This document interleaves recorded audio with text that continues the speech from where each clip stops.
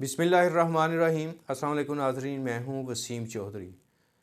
ناظرین، OIC کا اجلاس ہوا اور بغیر کسی اعلامیے کے ختم ہو گیا۔ OIC کیا کر رہا ہے، کیوں کر رہا ہے، اس پہ بات کرنے کے لیے ایک دفعہ پھر ہمارے ساتھ موجود ہیں سینئر قانون دان اور سابق ڈپٹی اٹارنی جنرل پاکستان میاں خالد حبیب الہی صاحب۔ میاں صاحب کیا کہیں گے؟ OIC کا اجلاس ہوا اور بغیر کسی اعلامیے کے ختم ہو گیا، کیا یہ طریقہ ٹھیک ہے OIC نے جو کیا ہے؟ بسم اللہ الرحمن الرحیم۔ دراصل وسیم صاحب کچھ تو پروسیجرل باتیں ہوتی ہیں، پبلک کو ان چیزوں کا علم نہیں ہوتا، تو یہ OIC کا اجلاس ایکچولی تھا ہی نہیں، نہ یہ سربراہی اجلاس تھا، نہ یہ وزرائے خارجہ کی حد تک اجلاس تھا، یہ اس کی ایک ایگزیکٹو کمیٹی جو ہے اس کا اجلاس تھا کہ اس کے لائے عمل کے لیے کہ بھی اس جو فلسطین کا ایشو ہے اور جو وحشیانہ جاریت ہو رہی ہے نہتے فلسطینیوں کے خلاف اسرائیل اور امریکہ کی طرف سے، اس کے اوپر OIC کا اجلاس وزرائے خارجہ کا بلایا جائے، سربراہان کا بلایا جائے، یا اس طرح کی، یا ان کی کس طرح مدد کی جائے، تو اس کے لیے اجلاس تھا۔ تو ہم سب کی توقعات تو یہی تھی کہ OIC کا اجلاس ہو رہا ہے تو اس میں کوئی نہ کوئی مؤثر لائے عمل سامنے آئے گا۔ تو ظاہر ہے ایگزیکٹو کمیٹی کا جو دائرہ اختیار ہے اسی کے اندر رہ کے ہی اس نے اپنا لائے عمل بنانا تھا، تو اس لیے مسلم امہ کو پوری دنیا میں اس ایشو پہ تھوڑی مایوسی ہوئی کہ OIC کے فورم سے کوئی مؤثر جو ہے لائے عمل اور کوئی شٹ اپ کال جو ہے اسرائیل کو نہیں دی گئی۔ میاں صاحب، اس کا مطلب تو پھر ایگزیکٹو کونسل ہے جو وقت کا ضیاع کر رہی ہے، جب کوئی فیصلہ ہی نہیں کرنا۔ ابھی ایگزیکٹو کونسل کا جو بلانے کا کوئی تک نہیں بنتا تھا، وہ تو ٹائم ضائع کر رہے ہیں، اس کا مطلب۔ دیکھیں، یہ تو اس میں تو کوئی شک نہیں ہے کہ جس طرح کی کرنٹ صورتحال ہے اسرائیل نے پیدا کی ہوئی ہے فلسطین کے حوالے سے، خاص طور پہ غزہ کی پٹی جو ہے اس کا جو ہے اس نے محاصرہ بھی کیا ہوا ہے، اور اس میں خوراک، ادویات، پانی تک اندر جانے کی وہ اجازت نہیں دے رہا، تو وہاں ایک بمباری اوپر سے بمباری ہو رہی ہے، تو اس میں تو بہت ہی ہنگامی نوعیت کے اقدامات درکار تھے OIC کی طرف سے۔ تو اگر اس طرح کے پہلے ایگزیکٹو اجلاس ہونا ہے، پھر وزرائے خارجہ کا ہونا ہے، پھر اس کا کوئی اگلا سربراہان کا ہونا ہے، تو ظاہر ہے پھر یہ تو اس وقت تک بیچارے فلسطینی جو ہیں ان کا کیا حشر ہو چکا ہوگا، تو یہ تو ان کے ساتھ بہت بڑی زیادتی ہے، اور OIC کا رویہ جو ہے یہ ٹائم کلنگ کا جو ہے پھر اسے قرار دیا جائے گا۔ تو اس لیے OIC کے جو بھی سیکرٹری جنرل ہیں یا جو بھی موجودہ اس کے چیئرمین ہیں، ان دونوں کو اور باقی ممالک کو بھی، اور خاص طور پہ پاکستان کو بھی یہ کوشش کرنی چاہیے کہ اس پہ فوری طور پہ ہنگامی اجلاس، اگر سربراہان کا پاسبل نہیں ہے تو کم از کم وزرائے خارجہ کی حد تک جو ہے وہ فوری اجلاس ہو، اور جو ہے وہ مؤثر جو ہے اس کو جواب دیا جائے، اور فلسطینیوں کی مؤثر حمایت کا جو ہے وہ اعلان بھی کیا جائے اور اقدامات بھی کیے جائیں۔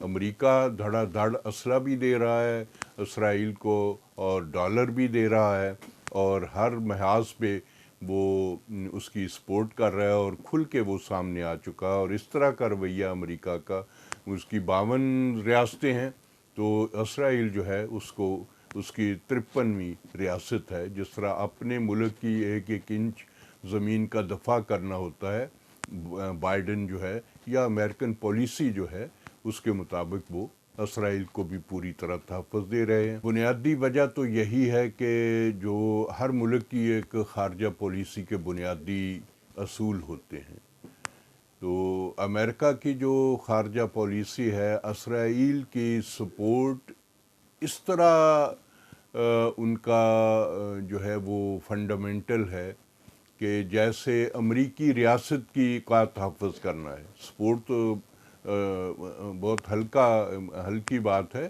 کہ جس طرح امریکی سرزمین کی حفاظت کرنی ہے اسی طرح امریکہ نے اسرائیل کی ریاست کی حفاظت کرنی ہے. یہ ان کا جو ہے وہ خارجہ پالیسی کا ایک مین پلر ہے اسرائیل کے حوالے سے.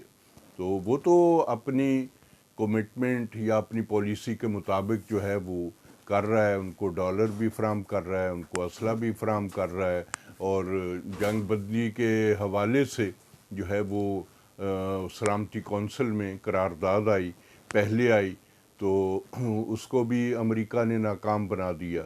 اب دوسری دفعہ آئی تو اس کو بھی امریکہ نے ویٹو کر دیا.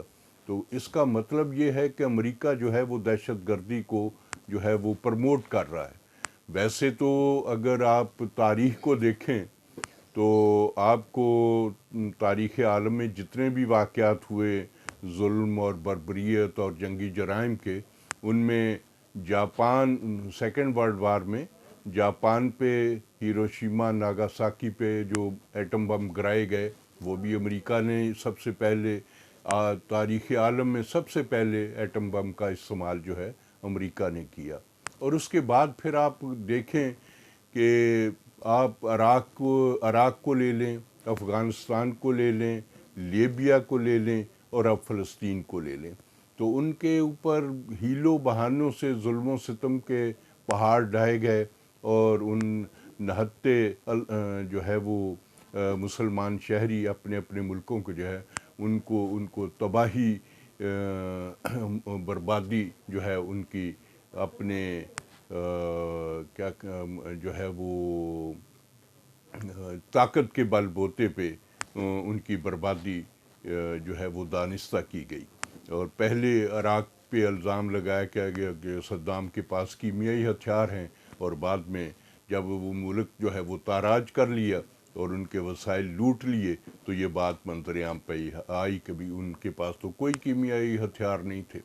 اگر کیمیائی ہتھیار نہیں تھے تو پھر امریکہ کی انٹیلیجنس جو ہے وہ فیلئر تھی. انہوں نے یا دانستہ غلط رپورٹ دی,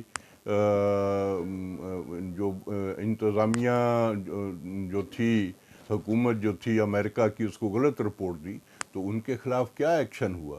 تو مطلب یہ ہے کہ امریکہ تو ہمیشہ دہشت گردوں کے ساتھ کھڑا رہا, دہشت گردی کی سپورٹ کرتا رہا. آپ داعش کو لے لیں, آپ اس ٹائپ کی جتنی بھی تنظیمیں ہیں ان کو لے لیں, ان کے پیچھے بھی امریکہ ہی ہے. آپ جو ہے وہ جب افغانستان اور رشیا کا معاملہ تھا تو اسامہ بن لادن کا کردار سامنے آیا تو اس کے پیچھے بھی امریکہ ہی تھا, ان کو سپورٹ کر رہا تھا.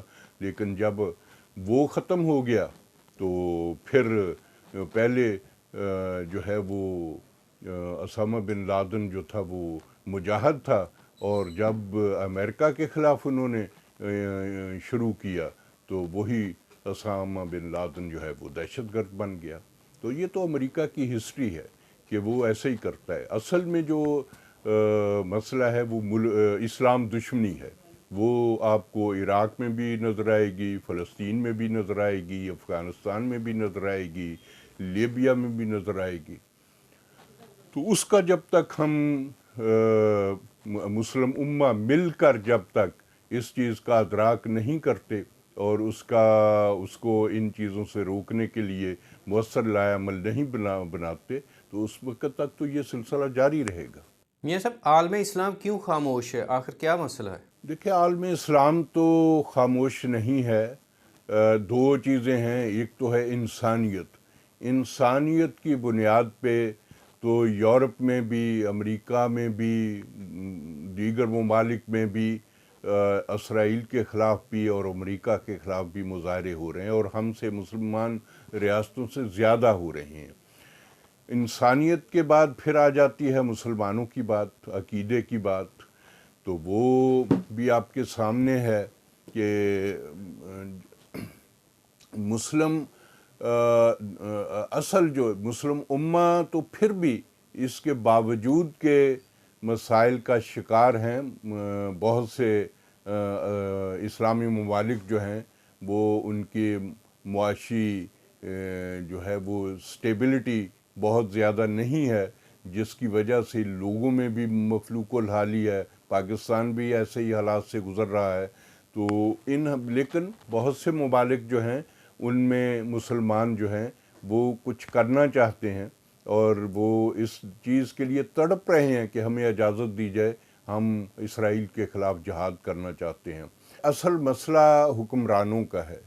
जब तक मुसलमान हुक्मरान जो हैं वो मुत्तहिद होकर जो है वो इसराइल के ख़िलाफ़ या जो भी जुल्म और बर्बरियत करता है उसके ख़िलाफ़, और जो हमारे मुसलमान ममालिक बेशमूल फ़लस्तीन प्रॉब्लम्स में उनकी मदद के लिए जब तक मुअस्सर लाअमल नहीं बनाते, अवाम बेचारे जो कवानीन की हदूद हैं उसके हाथों मजबूर हैं। वो कोई बंदा भी जो है अपने मुल्क की सरहद जो है वो डॉक्यूमेंटेशन के बगैर पार नहीं कर सकता। तो इसलिए ये हुक्मरानों का फरीज़ा है कि वो मुत्तहिद हों और मुत्तहिद होकर वो मुस्लिम उम्मा की तर्जमानी करें। लेकिन मुसीबत ये है कि हमारे मेजॉरिटी जो हुक्मरानों की है उनके बच्चे जो है वो अमेरिका में पढ़ते हैं, उनके बैंक अकाउंट अमेरिका में हैं, उनके असासे अमेरिका में हैं, और उन्होंने हुकूमतों से फारिग होकर यूरोप में या अमेरिका में जाके अपनी बकिया ज़िंदगी गुजारनी है। तो इस लिहाज से उनके मुफादात उनके साथ वाबस्ता हैं। तो वो कैसे सोच सकते हैं उनके ख़िलाफ़ इक़दामात करना? अगर वो उनके ख़िलाफ़ इक़दामात करते हैं तो अमेरिका या यूरोप जो है वो उनके असासे जो है वो फोरफीट कर लेती है। तो ये मसाइल हैं। जब तक गैरत इस्लामी जो है वो पैदा नहीं होगी, जज्बा जहाद पैदा नहीं होगा और अपने ज़ाती मुफादात को कुर्बान करने का जज्बा पैदा नहीं होगा, मुस्लिम उम्मा जो है इसी तरह जो है वो मार खाती रहेगी। बहुत शुक्रिया मियाँ खालिद हबीब अलाई साहब। नाज़रीन, नेक्स्ट प्रोग्राम में फिर मुलाकात होगी। इजाज़त दीजिए। अल्लाह हाफ़िज़।